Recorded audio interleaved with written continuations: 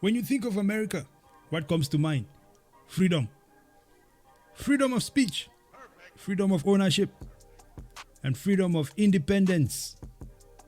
Today, we're going to be taking a look at the Bitcoin Policies Institute response to the US Treasury. The US Treasury requested for a public comment on national security implications of digital assets. And oh boy, did the Bitcoin Institute have something to say. With no further ado, let's jump into this activity.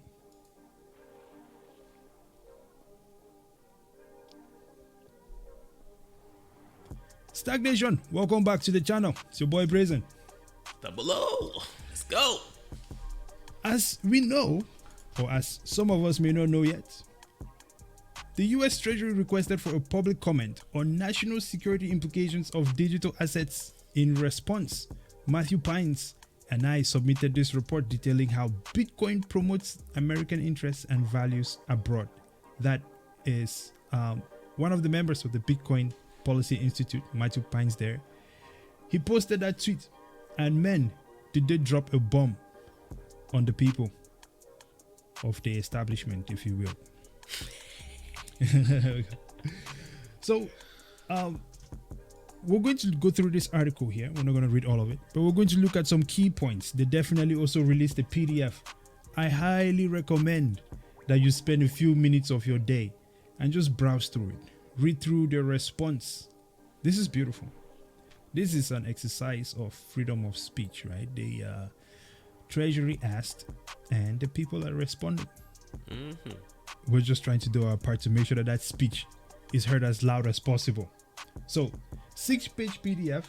We'll leave the link to this as well in the description, and definitely spend some time checking it out. I think it's very beneficial. So, this article says, from the BPI to the US Treasury, Bitcoin is a strategic asset for national security. This is the Bitcoin Policy Institute's response to the National Treasury here. The BPI took on the US Department's Treasury challenge. The Treasury requested public comment on digital assets' national security implications, and the Bitcoin Policy Institute answered with a bomb of a document. What are some things said in here?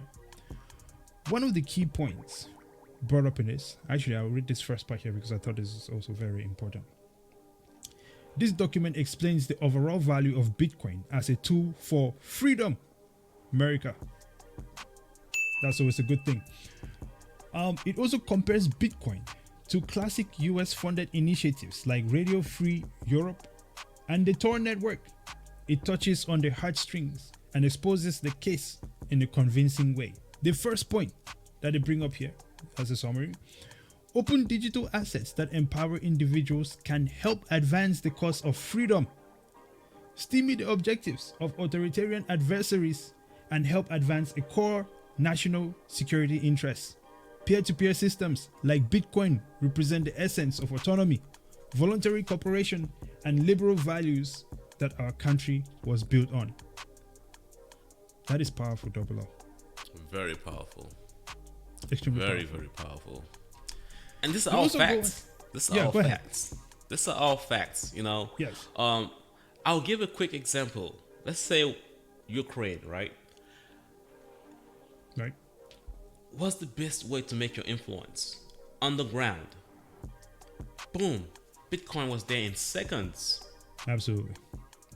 That was an absolutely crystal clear moment of Bitcoin use case. And if anyone didn't see that, well, it's just going to take a lot more. We get it. Bitcoin is complicated, but I promise we'll keep talking about this until everyone gets it. The second point that BPI brings up is they compare Bitcoin to Tor.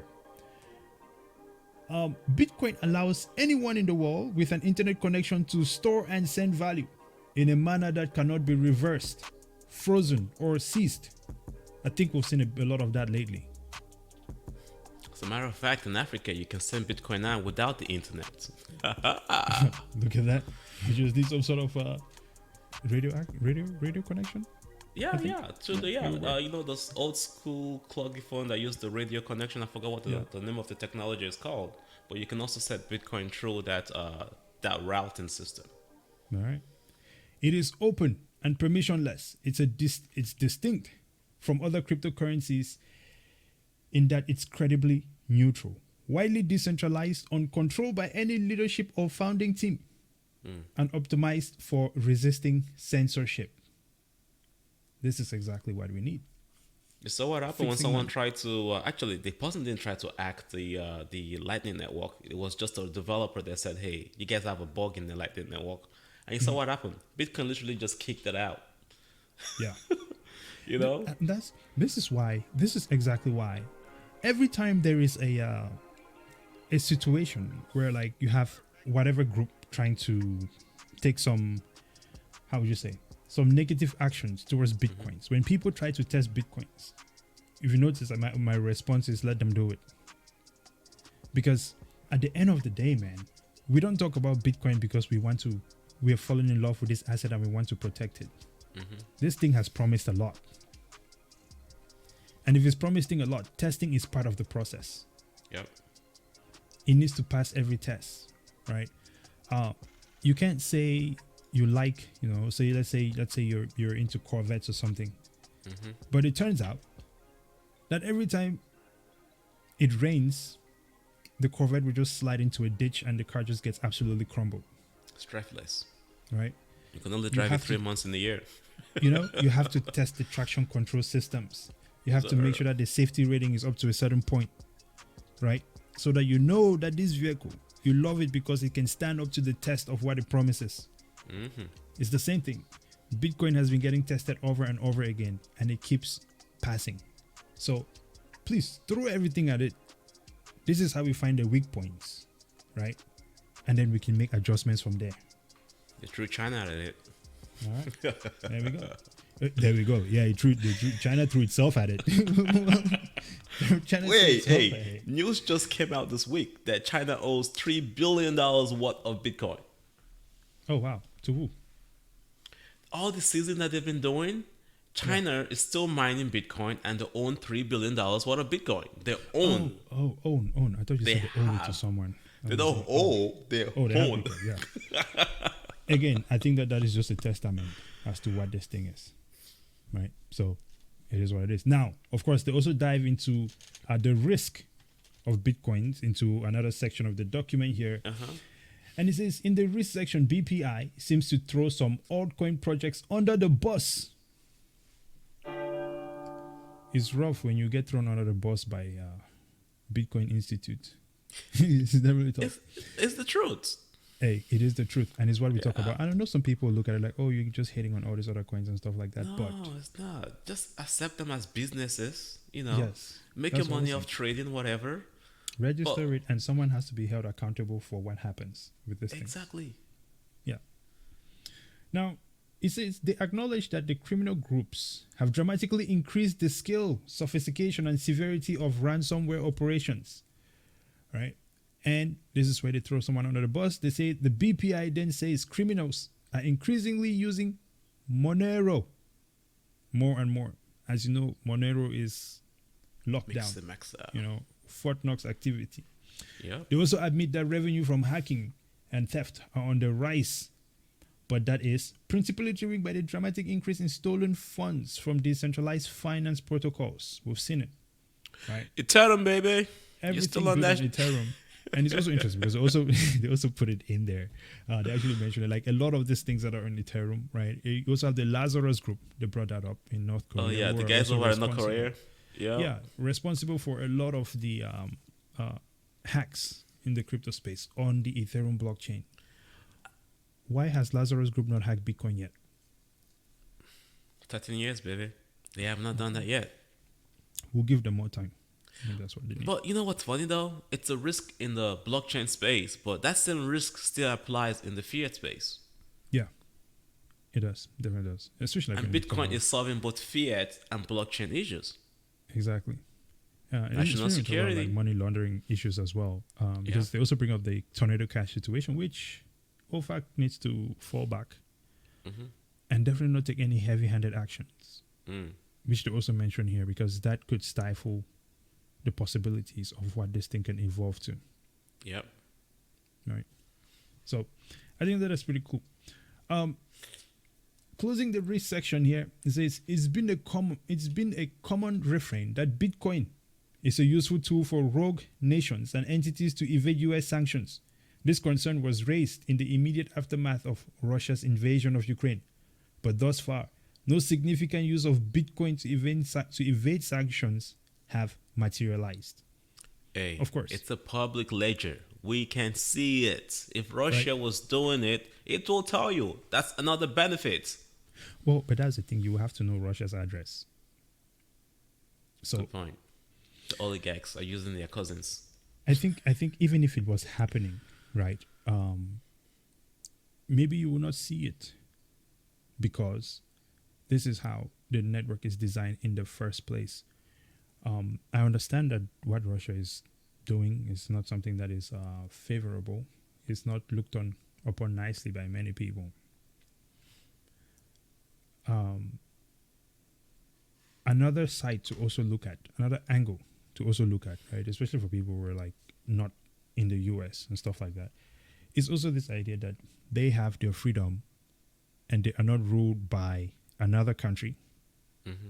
So they will take action on things as they see fit. It may not be the most favorable things, but I think we know that that situation is going both ways, right? China, Yep. Rolling up in multiple countries in Africa, giving them debt that they cannot pay back. Yeah, Right. their CBDCs in yens. Exactly. That can also be seen as not favorable. But then you can say, is it another country's place to step in and decide what happens, to police them? That's the tricky part. It's like your neighbor coming to your house to tell you what to do. The way I see it is this, right?